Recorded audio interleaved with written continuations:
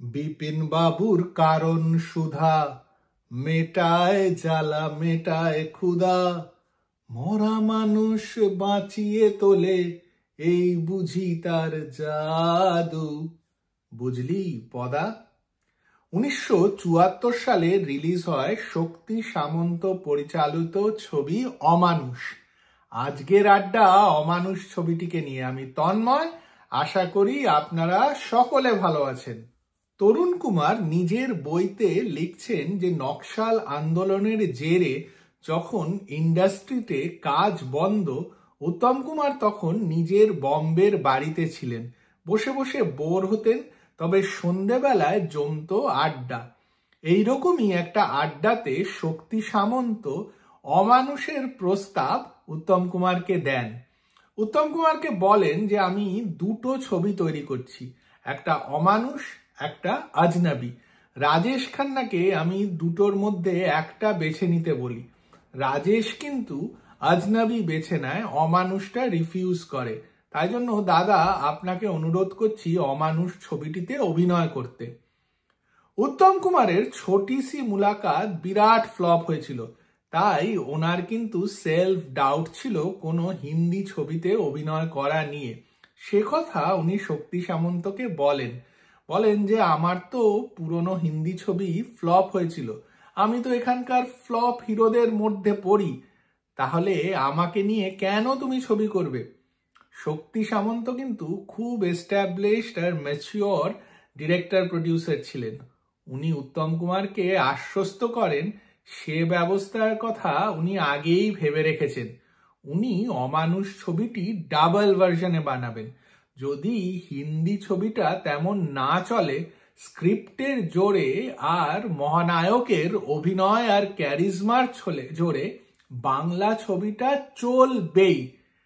এই কথা শুনে উত্তম কুমার অমানুষ ছবিটি করতে রাজি হন।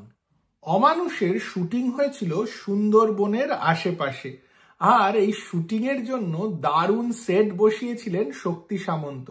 শোনা যায় রাজেশ খান্না নাকি ওই রকম জায়গায় অনেকদিন থাকতে হবে বলেই এই ছবিটি করেননি। তবে মহানায়ক কিন্তু এইসবে কখনো কোনো আপত্তি করেননি। ছবির প্রয়োজনে যেমনই জায়গায় ওনাকে ফেলে দেওয়া হতো, উনি চরিত্রের জন্য সেই রকমটাই দিতেন। এই ছবিটার জন্য উনি অনেক প্রিপারেশন নিয়েছিলেন।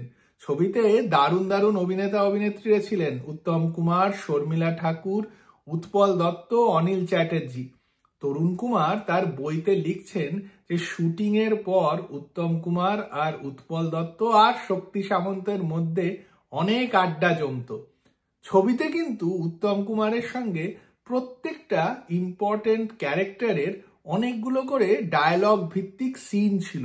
এই যেরকম উত্তম কুমার আর উৎপল দত্ত, যেখানে উৎপল দত্ত ভিলেন, বা উত্তম কুমার আর অনিল চ্যাটার্জি, উত্তম কুমার আর শর্মিলা ঠাকুর তো হিরো হিরোইনি। অমানুষ ডায়লগ ভিত্তিক ইমোশনাল ছবি, হাই অন ড্রামা, পুরো দস্তুর, যা আজকের দিনে বলা হয় মাসি কমার্শিয়াল ছবি। এই ধরনের ছবি উত্তম কুমার এর আগে কখনো করেননি। তাই জন্য ছবিটা যখন রিলিজ করলো, উত্তম কুমার খুব নার্ভাস ছিলেন, আর তরুণ কুমারকে পাঠিয়েছিলেন ছবিটার রিয়াকশন জানতে। তরুণ কুমারের কিন্তু অমানুষ দেখে একেবারেই ভালো লাগেনি। ওনার মনে হয়েছিল এ কি মেলোড্রামাটিক ছবি, এরকম ছবি তো বাংলাতে হয়ই না, মহানায়ককে তো এইভাবে কখনো দেখাই যায়নি। সবকিছুই কিরম লার্জার দ্যান লাইফ, সবাই জোরে জোরে কথা বলছে, প্রত্যেকটা ইমোশনই যেন কিরকম ওভার দ্য টপ। আর এই কথা উনিও মহানায়ককে জানিয়েছিলেন। মহানায়ক তরুণ কুমারকে বলেছিলেন যে দেখ, হিন্দি ছবি তো, তাই জন্য সবকিছুই একটু larger than life, over the top. তবে তোর কি মনে হয় ছবিটা চলবে না? তরুণ কুমার কিন্তু সেই দিন দাদাকে খুব একটা আশ্বস্ত করতে পারেননি। তিনিও নার্ভাস ছিলেন যে বাংলার দর্শক মহানায়ককে কি এই রূপে দেখে পছন্দ করবেন।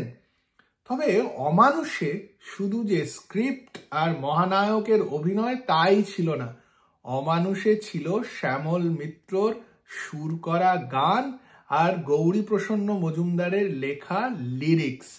কি আশায় বাঁধি খেলা ঘর। কিশোর কুমারের গাওয়া এই গানটি সুপার হিট হয়েছিল, আর সেই সঙ্গে সুপারহিট হয়েছিল এই ছবিটাও। মহানায়ককে অন্য রকম ভাবে দেখেও দর্শকের ভালো লেগেছিল। প্রত্যেকে ভিড় করে অমানুষ দেখতে এসেছিল। মহানায়কের অন্য রূপ, তবে তার ইমোশনাল অভিনয় মানুষকে খুব প্রভাবিত করত। আর সত্যি কিশোর কুমারের গান আর মহানায়কের লিপ দেওয়া সব কিছু মিলিয়ে ছবি সুপার হিট হয়েছিল। আমার কিন্তু তরুণ কুমারের মতোই মনে হয়। অমানুষে মহানায়ককে যে খুব একটা ভালো লাগে তা না, তবে মহানায়ক তো মন ভালো করে দেন ওনাকে যখনই আমি স্ক্রিনে দেখি, তাই অমানুষও আমার ভালো লাগে। আপনারা যদি অমানুষ ছবিটা দেখে না থাকেন, দেখতে পারেন, এন্টারটেইনিং ছবি। আর যদি শ্যামল মিত্র সুর করা কিশোর কুমারের গাওয়া গানটা না শুনে থাকেন, তাহলে নিশ্চয়ই শুনে নিন। এছাড়া অমানুষ দেখার আরেকটা কারণ কিন্তু উৎপল দত্ত। যেদিকে যাই হোক, উৎপল দত্তের কমিক টাইমিং আর ভিলেনি সত্যিই অসাধারণ। মহানায়কের জন্য এইরকম একটা মেলোড্রামাটিক সিনেমাও আরামসে দেখে নেওয়া যায়। আর যদি এই ভিডিওটা ভালো লাগে তাহলে লাইক আর শেয়ার করতে একদম ভুলবেন না, আর চ্যানেলটিকেও সাবস্ক্রাইব করুন।